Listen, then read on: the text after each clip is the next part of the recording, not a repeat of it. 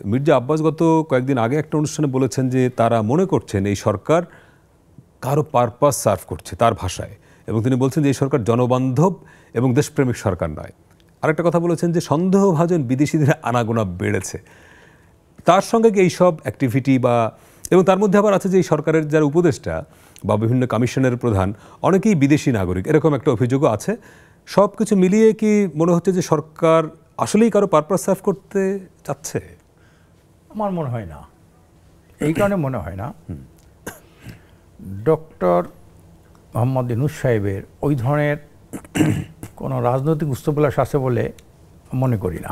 রাজনৈতিক উচ্চাভিলাষ না, কিন্তু ধরেন কারো হয়ে কাজ করা, অভিযোগ যেটা কারো হইয়া কাজ করা, এটা আমি মনে করি না। আচ্ছা, এই জন্য মনে করি না। কারো হইয়া কাজ করলে এদেশে সবচেয়ে বেশি হইয়া কাজ করতে হয় ভারতের। আচ্ছা, এই ভারতের হইয়া কাজ করা এইটাই হলো বিগত সরকারগুলি, যারা আগে সরকার ছিল হাসিনা সরকার, তো ভারতের সরকার।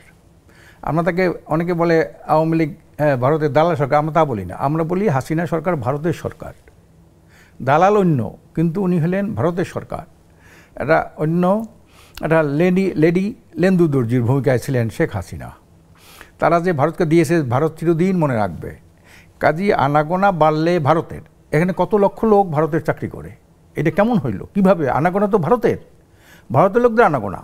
আর যারা হচ্ছে আমরা যারা আমাদের পদ্মা সেতু করেছেন, বিভিন্ন রকমের হাইওয়ে এক্সপ্রেস করেছেন, রোড করেছেন, সেখানে বিদেশি টেকনিশিয়ান আসে, সেটা আসবেই। হ্যাঁ, কিন্তু আনাগোনা যারা বিদেশি, সেটা হলো ভারতের। এইটা হলো মূল। কারণ ভারতের এখানে স্বার্থ সবচেয়ে বেশি, বড় স্বার্থ এখানে। হ্যাঁ, তো এই জন্যে ওনার এই কথাটা ঠিক না, আদৌ ঠিক না। এটা আমি মনে করি ডক্টর ইউনূস সাহেব একজন বিজ্ঞ প্রাজ্ঞ মানুষ, একজন সচেতন মানুষ, যে বিদেশে এখানে আনাগোনা করবে এইটা ওনার মাধ্যমে হবে, এটা আমি মনে করি না। আদমজি জুট মিলটা বন্ধ হলো কেন? সেখানে তো অনেক পার্টস উৎপাদনের জন্য একটা আলাদা ফ্যাক্টরি ছিল, কাঁচামাল ছিল পার্টে, দেশে বন্ধ হলো কেন? যোগ্য অপারেটরের না থাকার কারণে, যোগ্য টেকনিশিয়ান না থাকার কারণে, এবং রাজনৈতিক দুর্বৃত্তায়নের কারণে কিন্তু এই আদম জুট মিলটা বন্ধ হয়ে গেল। আমরা জানি যে আপনার এটা যখন ছিল মহিউদ্দিন কীভাবে অযাচিত হস্তক্ষেপ করেছে এই টার্মিনালের প্রতি, আওয়ামী লীগের নেতারা কীভাবে অযাচিত হস্তক্ষেপ করেছে এইটার প্রতি। এটা হাসিনার কোনো নিয়ন্ত্রণ ছিল না। সেই অবস্থায় এই যে লোকগুলো নিয়োগ করেছে, কারা নিয়োগ করেছে, কার আমলে নিয়োগ হয়েছে? আওয়ামী লীগের আমলে। এগুলো আওয়ামী লীগের লোক, এবং তারা ঠিকমতো দায়িত্ব পালন করতেছে না অনেক ক্ষেত্রে, এবং দুর্নীতি করা থেকে শুরু করে যা কিছু এইগুলো কিন্তু করতেছে তারা। কাজে এই জন্যে ইউনূস সাহেবের মধ্যে একজন বিজ্ঞ প্রাজ্ঞ মানুষ, এবং তাদের যে নৌ উপদেষ্টা আছে ব্রিগেডিয়ার সাখাওয়াত হোসেন সাহেব, উনি একজন বিজ্ঞ মানুষ, প্রাজ্ঞ মানুষ। আমি মনে করি ওনারা চিন্তাভাবনা করে কন্টেন্ট কীভাবে এটা আধুনিক মানে করা যায়। চট্টগ্রাম বন্দর এখন আধুনিক মানসম্পন্ন হয় নাই। একটা সমুদ্র বন্দর আছে ঠিকই, কিন্তু এটা আধুনিক মানসম্মত হয় নাই। এই আধুনিক মানসম্পন্ন, আন্তর্জাতিক মানসম্মত না হলে এইটা অর্থনীতির হৃৎপিণ্ড, এইটাকে অসুস্থ হৃৎপিণ্ড বলা যায়, সুস্থ হৃৎপিণ্ড বলা যায় না। কাজে এই জন্যে আমি মনে করি এটাকে আন্তর্জাতিক মানে উন্নীত করার জন্যে, তারপর আমাদের সাংবাদিক ভাই যেটা বলেছেন, বুলবুল ভাই, যেটা আমি একমত বিশ্বাস করি যেখানে শুধু চট্টগ্রামকে আন্তর্জাতিক মান করলে হবে না, আরও যে 2-4টা যেটা আছে, লালদিয়া বে টার্মিনাল থেকে শুরু করে, এইগুলোকে আরও উন্নত করতে হবে।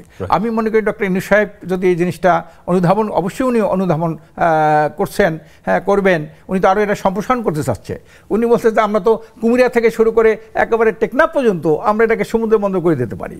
হ্যাঁ, একটা মুক্ত বাণিজ্য করার জন্য আমরা এটা করে যেতে পারি। এটা আমরা সিঙ্গাপুর, 10 বছর লাগবে না আমাদের সিঙ্গাপুর হতে, যদি এইভাবে সমুদ্র বন্দরটা আমরা যদি আন্তর্জাতিক মানের সম্মত করতে পারি।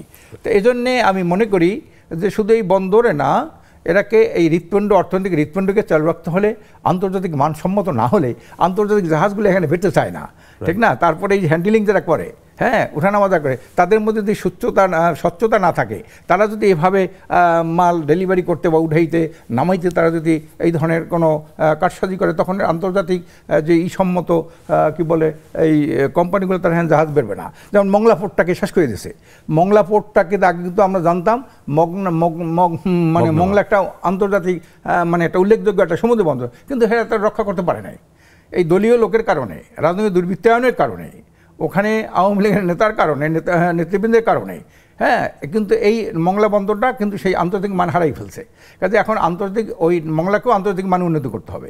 কাজে এই জন্যে আমি মনে করি যে এটাকে বন্দর আছে, এটাকে আন্তর্জাতিক মানসম্মত করতে হলে, বিদেশিদেরকে আকৃষ্ট করতে হলে এটাকে আন্তর্জাতিক মান দরকার, এবং সেই চিন্তা চেতনা নৌ পরিবহন উপদেষ্টা এবং প্রধান উপদেষ্টার আছে বলে আমি মনে করি।